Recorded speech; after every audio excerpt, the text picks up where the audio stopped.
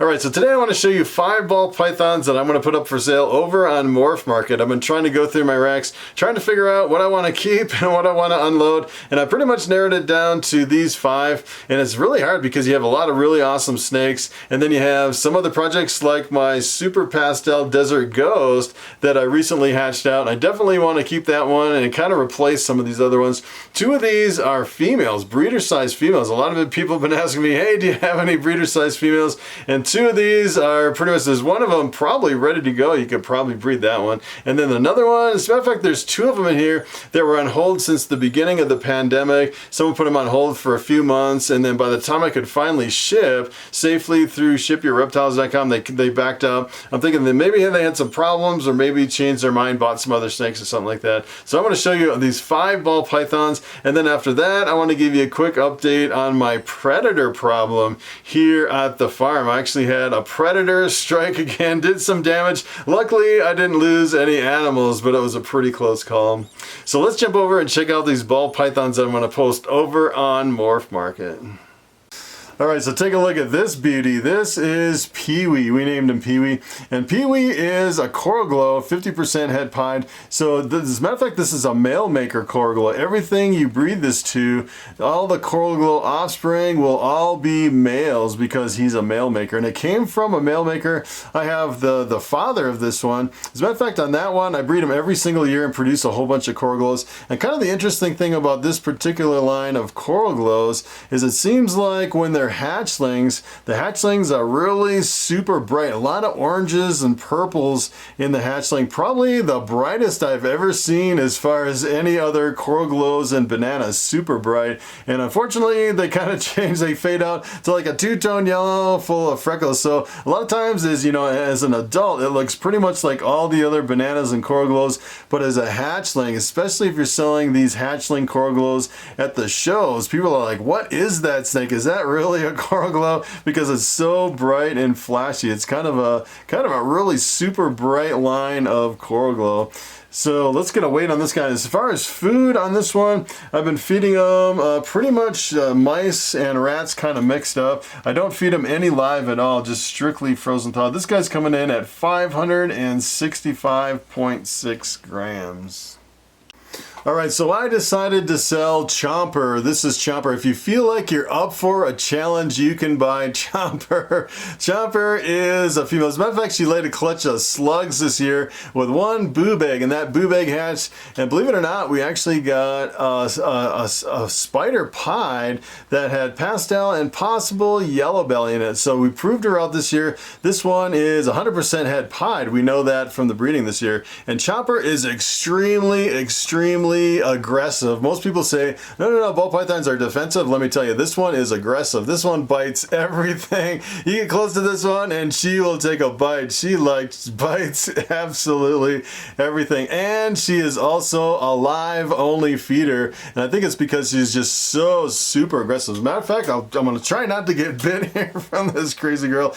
And the only reason I'm selling her, I mean, she's been a really good snake. I don't mind that she's that aggressive. And that's not the reason I'm selling her. The reason I'm selling her is because I kind of want to reduce the number of spiders in my collection. You know, spiders, I say there's a pretty small demand for spiders because of the whole neurological issue and the head wobble, which I find, I've actually produced some spiders here in my collection. It seems like a really small fraction of spiders have a problem with neurological issues. I haven't had any, really bad problems with the spider head wobble on any of these. This one has, I'd say, maybe just a not really that noticeable of a head wobble, not too bad at all. And it seems like, well, she's been fasting now for quite a long time, but she eats pretty good when she's actually eating. It seems like she'll only eat live rats. Kind of drives me crazy. She's coming in at 1,341 grams. Alright, so take a look at this big old girl. This is a female spider. She also has jungle woma in the mix, and the jungle woma really reduces the pattern even more. And the jungle woma actually produced 1 clutch of offspring from this girl, and I could not for the life of me tell if jungle woma was in a lot of the hatchlings. I think it takes a really keen eye to pick out the jungle woma. There is a super jungle woma where you can have 2 copies of the gene, and that really reduces it almost like a super inchy. They call that a ridgeback with the Super Jungle Woma, almost like a blade pattern on the Super Jungle Woma. And this one, the only reason I'm selling this one is, you know, kind of reducing the number of spiders here in my collection. As a matter of fact, I am keeping one spider.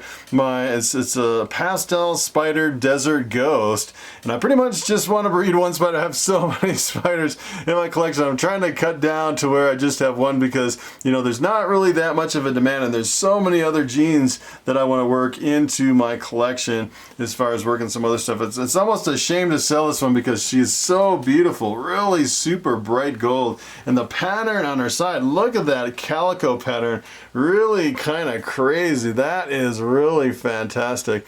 And this one, as a matter of fact, when I bought this one, she was a mouser only, and for the first maybe 2 years she would only eat mice. I bought her as an adult over on Morphmarket, and I've been slowly transitioning over to live rats. As a matter of fact, the last few meals she's had some kind of like a small to medium live rat, probably maybe about half as big as her belly, not too big, but she's slowly transitioning away from mice. It's really difficult to get a snake like this up to breeding size.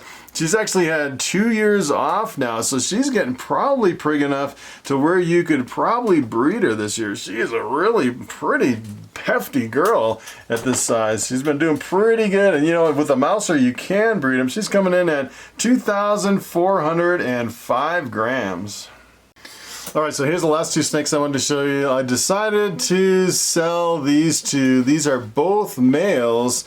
These are scaleless head, 50% het caramel albino. So there's a 50% chance they contain one copy of the caramel albino gene. And these guys, I was actually going to hold them back and breed them and try to get the caramel albino scaleless, but I don't know. I'm kind of getting out of that project because I have so many other projects I want to get into. These guys are really getting pretty good. They're definitely breeding size. As a matter of fact, we could probably just get a weight on one here. I don't know if I can handle them both at the same time. Coming in about 890 grams on that one. And then we'll see what this one is. And the reason I'm getting rid of these is because I have another scaleless head lesser. This one's coming in at 770 grams. I have a scaleless head lesser male that I want to use to kind of replace these guys. I'm probably not going to go for the caramel albino scaleless project. I'm going to do more of kind of the completely scaleless with the other genes like lesser into the mix. And I have some scaleless head females that I'm holding on to. Look at these guys going all over the place. I have some scaleless head females, but they're not ready this year. And my scaleless head lesser won't be ready for another year. So I'm not really in a rush to breed any scaleless head. I probably won't breed any scaleless head this year because I'm going to probably unload these and then wait on that male lesser scaleless head to try to shoot for the completely scaleless ball python. But these are both going up for sale. Pretty awesome snakes. So take a look at this. We were visited by the beast of the hills. I'm pretty sure this was a bear that tipped over the dumpster, and he must have had quite a bit of power. Must have been a pretty big bear because that dumpster is pretty heavy. It's solid metal. And as a matter of fact, I can actually try to pick it up. I don't think I can. No, there's no way I could lift this up. No way. I can't even budge this. I don't even know with two people if I'll be able to lift that up. That is pretty crazy. I'm gonna have to get my ATV out here or something to see if I can latch onto it and flip it over. But he actually got in there, pulled out some trash. As a matter of fact, on this dumpster, it's actually a bear-proof dumpster. I've had it for about 6 months. I kind of switched from a residential service, and you can flip the top up and put a little carabiner on the side, and I never thought a bear would flip it over like that. That is crazy. And I got little surprises here and there all over. He pulled out the little bags. Usually I don't put my kitchen stuff in there. This is like my kitchen trash over here that I pulled out, and I should have known. I actually had some, I think it was some leftover beef stew that I kind of threw in one of those bags and put it in there. But we haven't had a bear up here get into that dumpster since I've had it in the last 6 months. So I didn't think anything would get in there, but you can definitely see another bag of trash over there. The thing I was really freaking out about is I have my chickens over here. I can walk you over to my chickens and cows. And around my chickens, I actually have an electric fence with one of the biggest fence chargers on my chicken, like the fence around my chicken. It's a fenced off, like about a half acre, I would say, that's fenced off. And it has horse panel and then chain link on the outside. And then in the outside of the chain link, I have two strands of electric. And I think that is the only thing that is really keeping my chickens safe from this crazy bear. As a matter of fact, we actually had something break in over here, rip through the fence, and got in before I put my chickens in there, and got in there with the cows. And I've since repaired the fence and kind of beefed up my electric a little. But you can see that dumpster is not far at all from where my cows and my ducks are. So this is the main gate here. And I upgraded this. I didn't have electric on the gate over here. What I did is I put a little, like a handheld thing, and that yellow wire right there, that is the hot wire. So if you touch that, it'll really knock you. That is a really super powerful electric fence right there. Kind of crazy. So here's the real reason that I was freaking out that bear came up here. As a matter of fact, the first thing I did is I came up and checked on my birds. And I definitely don't want to lose my birds. I've been raising these up. Haven't even gotten any eggs from these birds yet. I have so many over here. And if a bear were to come in, he would completely wipe me out. Take a look at all these birds. It's morning feeding time. I just woke them up. And sometimes I can't even get a step in here. Trying to step in here with the birds, they wouldn't even let me get in. It's kind of crazy. For a little latch here, take a look at this. I just kind of latched this just like this. My low-tech latch on the fence. Look at all these birds. Oh my goodness. All right, look at all these birds. Crazy, crazy, crazy. It's raining lettuce. Lettuce time for the birds.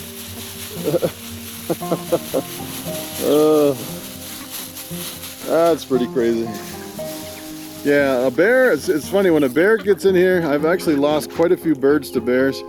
And when a bear kills a bird, it eats the whole thing and leaves just a few feathers left over. You can see little piles of feathers here and there. If a mountain lion comes in, I've had that happen too. A mountain lion jumped in here once, and a mountain lion will kill every single bird and leave it dead and then come back later for it. A bear can eat quite a bit. As a matter of fact, the last time a bear came in, the bear ate 24 full-size chickens all in one sitting. It would completely wipe me out if a bear that big came in and ate all my birds. Kind of crazy.